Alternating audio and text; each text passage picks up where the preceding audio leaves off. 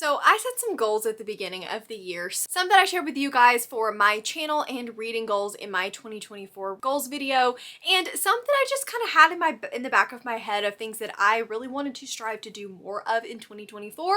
And then I pretty much promptly forgot about them and have not been doing anything to strive toward doing those goals. And so one of my good friends, Maria, was like, what if we did a readathon where we spent a week and we really tried to hone in on some of those goals that we maybe forgot about or have just been kind of pushing aside because we didn't feel like doing. And I was like, you know what? That's a great idea. Let's do it. So this week, my Patreon and I are going to be following Mel's goal-oriented bingo bash, and we are going to be trying to just complete some of those goals that we've really been wanting to hone in on this year. There are some non-reading based things as well, just so that the whole bingo board was not full of reading goals, because I don't know about you, but I don't read that much in a week. But otherwise, there are some really good goals on here. I think I am going to start the week by trying to complete the bingo across the very top, and then if I can, I might go for maybe going down the far left-hand side. I don't know. We're gonna see. But my first goal is going to be going for the bingo across the top. So I'm going to be starting with an arc, and I'm going to be reading Incidents Around the House by Josh Malerman. This is a horror book that I have had for a little while. I got it on NetGalley, and it comes out in the middle of June, so I really need to get on this if I want to get it read before the publication date. I've been hearing a lot of people talk about this book and how it's such a unique horror book. It really gave them the creeps, and I want to be creeped out. So it's something different than what I've been reading lately. And so I think it'll be good to just kind of kick off the readathon. It's not very long, and I think it is written from the point of view of an 8-year-old. So it's got a very different structure to it, and I'm hoping it'll be a pretty quick read. I do have sprints starting in about an hour and a half, so I need to go download that book, maybe grab some dinner, and then cozy up to read. My two non-reading prompts for this one are going to be to make my favorite drink and to do some self-care. So tomorrow morning we will probably make us a really good cup of coffee, and then at some point this week I might bust out one of my Lush bath bombs. I don't use those very often, but this seems like the perfect opportunity to use those. But yeah, we're gonna start with an arc, and then I also will be reading from my own TBR and a chunky book over 500 pages. Okay, hopefully I can film this without my helper knocking my camera off on the floor. I'm about 35% of the way into Incidents Around the House, and this book is very different. It's following Bella, who is 8 years old, and she has other mommy that keeps coming into her room and talking to her, and she continues to ask her, "Can I go into your heart?" Bella's pretty freaked out. She doesn't really know what's going on or what she's supposed to do about it. She tries to keep it a secret, but things are starting to freak her out. We have her mother and her father that are kind of on the outs a little bit. Her mom is not the best person, and her dad is a little bit too good of a goody two-shoes, and things do start to continue to spiral, and people start to find out about other mommy, and it's more of a trying to figure out what this entity is and why it is after Bella. I think that right now I'm intrigued, but there's just something that's not completely working for me at the moment. I am very intrigued, and it's super easy to read. Being from the point of view of Bella, there's no real like dialogue to it. It's just kind of very choppy because it's written in the way of like her thinking it, not necessarily a normal narrative style. There is dialogue, but just in the way that like she's hearing it, so it's getting translated onto the page that way, not in normal quotation style. So I am actually liking the uniqueness of the way that the story is being told. I think that that is just different, and I'm not used to seeing it told that way. I'm trying to figure out if this is going to be a moral of the story kind of horror, if it's supposed to be a more creepy kind of horror. I definitely will say that the horror ante, the really creepy other mommy, keeps getting amped up the further we get into the story. There have been moments where I was like, ugh, that's disgusting. But overall, I am looking for just a little bit more creep factor. I think that I wish that we had had a little bit more tension on the setup, because I don't mind the fact that Bella knows about this creature and that we're seeing this from Bella's point of view, but I feel like the parents jumped on board a little bit too quickly. I feel like adults tend to be a lot more like, maybe this is her imaginary friend, or maybe there is a real world explanation to this, and we kind of go from 0 to 100 a little bit quicker than personally I would have preferred. I do wish there had been a little bit more creepy moments and tension leading up to that, but like I said, I'm about 35-40% of the way through, so I'm hoping that things do start to develop a little bit more, because right now I'm just not really sure where the like full plot is supposed to be in this. But at the moment I just don't really know what the point of the story is, so I'm trying to figure that out. I think once I do, I will start to enjoy it more. I'm still liking it, but there's something just not quite doing it for me. Dogs. Dogs have arrived in this book. They're working dogs, but I swear, if anything happens to the dogs... All right, let's see if we can get through this clip without Ollie playing with his toy and growling and having a fit, and Bryn screaming in the background, because both of them are in a mood. I think it's bedtime and we really need to go to bed. But I finished Incidents Around the House by Josh Malerman, and I liked this one but did not love it. I was reading some Goodreads reviews and people were like, oh my gosh, this was the scariest thing that I've ever read. And honestly, I just don't feel like it was really that scary. I don't feel like the creature was really that developed for me. And I think that she needed to be a lot more fleshed out. I needed to understand this entity a little bit more, or at least see the entity a little bit more, have a little bit more tension around the entity in order for me to be truly scared.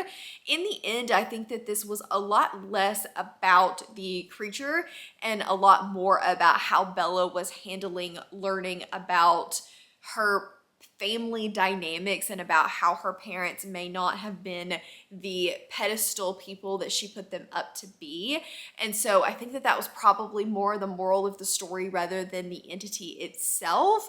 But I don't feel like, for me, those two stories intertwined as well as they could have, and it wasn't as creepy as I feel like it could have been. And I just, while it was very bingeable because it was written from a 8-year-old's point of view and it was very, very choppy, I just was never overly connected, never overly creeped out. I don't know, it was something that I read that I enjoyed, but I don't think it's something that I'm going to be continuing to think about or anything like that. So for me, it's going to get a 3-star, and that is an arc checked off, and I have made progress on my bingo board, and it is just the first day. So I'm feeling very accomplished, and tomorrow we're going to be starting on the She Chunky Square with the Providence of Fire by Brian Staffley. I'm on my way into work, so super quick update for you guys. I really should have made one of these goals to like take a day off of work because I don't want to be here today. But alas, I must be here. I am currently a quarter of the way into the Providence of Fire by Brian Staffley. This is book 2 in the Emperor's Blades, the Unhewn Throne series. I gave Emperor's Blades 4 stars, really enjoyed it, but there was just a little something missing for me, but I am really enjoying the Providence of Fire. This series is following 3 siblings, and when their father is killed, they are all kind of in separate places, and they have to try to navigate now what their roles are becoming after the Emperor dies. So one of them is going to now become the emperor, but he is away at a monastery learning to kind of be Zen and how to be the emperor. We have one that is becoming a warrior and part of the Ketrel, and they fly on these like big winged birds. And then we have a one who was, she thought, becoming the master of finance and working in the king's treasury, and she's kind of working on like in the background trying to figure out what happened to her father. And I really liked the sibling dynamic. I liked the fact that they all kind of had a different job, but they were very separate throughout the first book. This book I am enjoying a little bit more, I think, than the Emperor's Blades. It did have a little bit of a slow start at the beginning. I was like, man, this feels like another like lower 4-star read. But as we got a little further into the book, I am really enjoying it. The pace is really starting to pick up, and I'm having a great time with it. The world is so interesting. Like I said, we have giant birds that people fly on into battle. We have gates made of magic and these old gods that were full of like science and math to the point where they were like experimenting and killing children. And I just think that it's such a cool, unique world, and I think that it is really well fleshed out. I think the book is extremely well written. However, I will say that the writing style does lend itself a little bit to a more detached writing style, so I wouldn't say that this is necessarily the most character-driven story. However, I do think that the characters are very strong. I just don't feel like I'm overly attached to them, if that makes sense, but I do feel like they are very, very strong characters. So I'm having a great time with this. I do think that the audiobook is excellent, but I like reading along with the audiobook just because this is such a strong fantasy world that reading along with the audiobook I think enhances my enjoyment quite a lot. So I'm going to continue reading that. This is for She Chunky, so it's going to take me a little while. It's 600 pages, but it's 600 pages and like a 29 hour audiobook, so it is going to take me a little bit of a time to get through this, but I'm having a good time, so that's okay.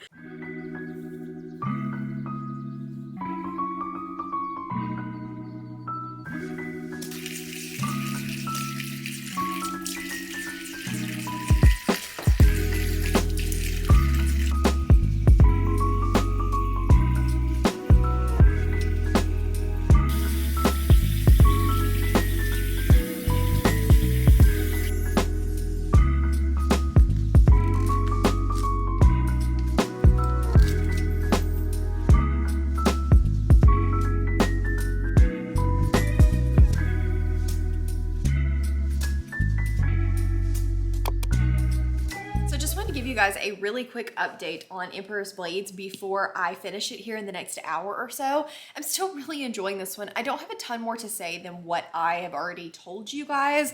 I definitely think the plot picks up quite a bit. Around the 30th percent mark, things do pick up. It was dragging a little bit for me before that, but I definitely think that things improve.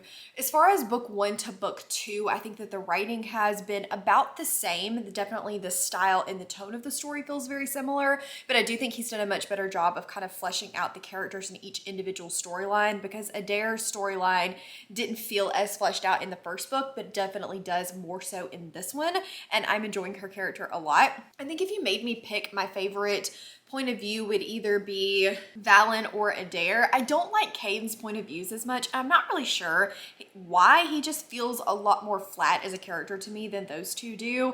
I definitely like the catch-all and the winged birds and the fighting and that kind of thing. And I like Adair and her like politics and political intrigue a lot more than whatever Caden is usually doing, which is trying to mesh the two together. And a lot of the world building comes from his point of view. And I really, really like that, but I don't like him as much as a character, even though I really like his point of view for the world building. So it's kind of like a toss-up, but I do definitely prefer, I think, the other two points of view. So I'm going to sit down, I'm going to finish this tonight, and then I am trying to squeeze in maybe one more book before the end of this vlog. I do want to try to get a bingo. I am slacking this week. This book has taken me a lot longer than I wanted it to, but I think for my next bingo, I need to read a physical or a book on my physical TBR. I don't necessarily have to read it physically, but a book that's on my physical TBR. So I need to figure out exactly what I'm going to read for that. Tomorrow is Friday, and this weekend is Father's Day. So I think I'm gonna go down and visit my dad. He lives about 2 hours away from me, so we're gonna go down, have lunch, but on the drive, I should be able to get a pretty good chunk of whatever I decide to pick up listened to. So fingers crossed that I can get at least one more book done.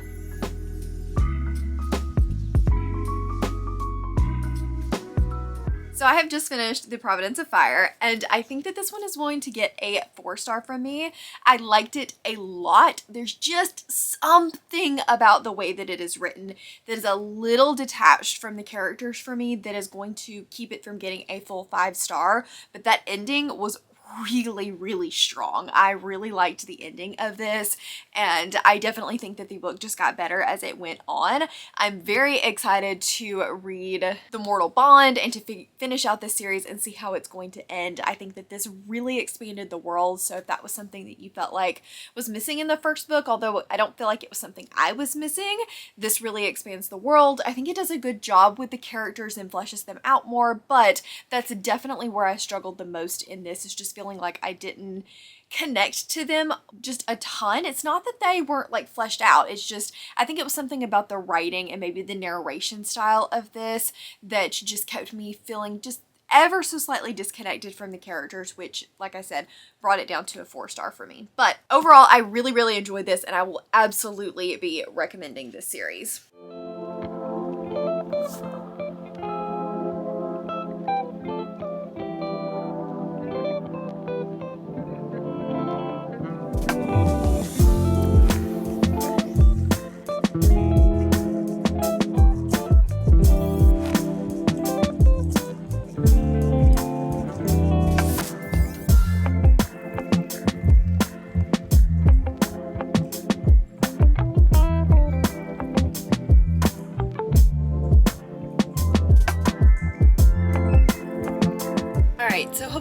hear over the air in the car. It is so humid in Alabama this morning. Oh my gosh. But anyway, I am supposed to be making my favorite drink for one of my squares on the bingo board, but my favorite drink is not one that I make. It's one that I have made. So you guys know what's going to happen. We're going to Mudslingers.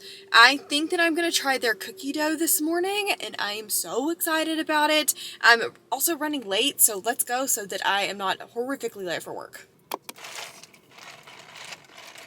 Okay, so sorry for the multi-car updates, but I am currently about to pick up food and then head over to my dad's. It takes about 2 hours to get here, so I have been able to get about halfway into Water's Wrath on the drive, and I'm enjoying this one. Right now, it feels a little bit like a filler book. It feels like we're just kind of wrapping things up, tying up some loose ends that were left over from the third book before going into the big final book. So I'm enjoying it, but I'm not loving it quite as much as I was hoping that I would.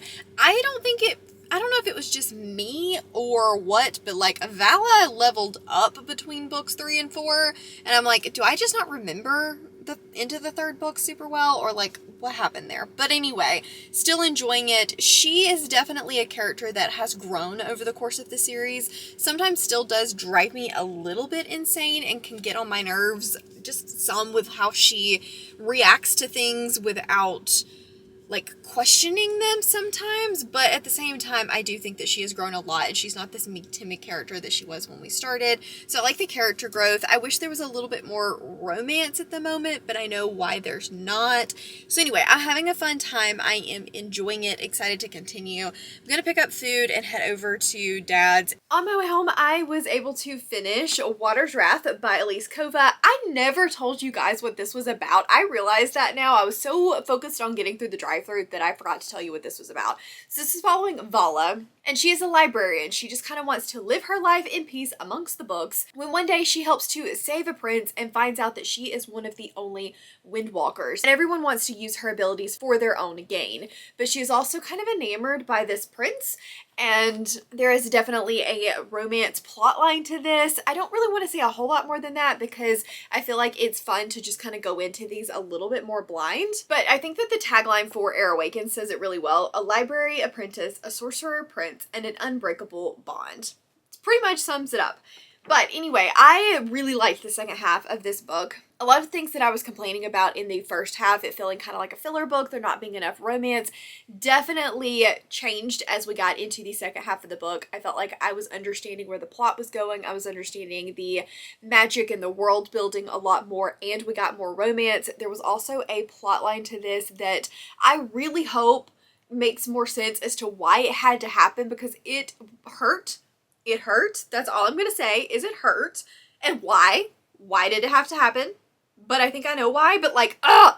So, yeah. Elise Kova is not afraid to pull punches. She's not afraid to make things have consequences to them and to get rid of characters. If she feels like they need to go, doesn't matter if they're one of your favorites, they're out of here. Which I appreciate, but also like, ugh!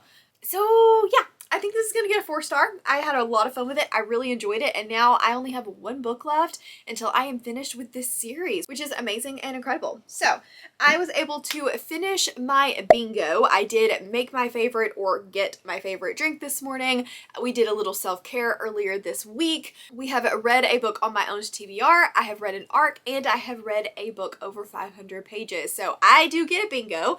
I was really hoping to get a little bit more than just a bingo, but I've run out of time. So that is going to be the end of this goals challenge. I am glad that I was able to fulfill a few goals. Really, the Providence of Fire knocked off an own TBR and a book that I was kind of avoiding. This one, I don't know why I was putting it off, but I was also putting it off. I really needed to get that arc read. So I feel very accomplished in some goals this week. I'm just going to really quickly plug Patreon. I don't normally do that, but I do want to mention that this was a Patreon readathon. We do these every couple of months, and they are a different theme every time. So if you guys are interested in joining the fun, the link for all of that is going to be down in the description box. But that is everything. Let me know down in the comments what a goal is for you for the remaining of half of the year. Either a goal that you have forgotten about or a goal that you just hope to accomplish in the latter half of the year. If you just want to let me know that you were here and hanging out, leave me a check mark emoji because we are checking off all of those goals. I'll leave some more reading vlogs up here for you guys in case you want to check them out. As always, links to my Patreon, Instagram, Twitter, and Goodreads are all in the description box below.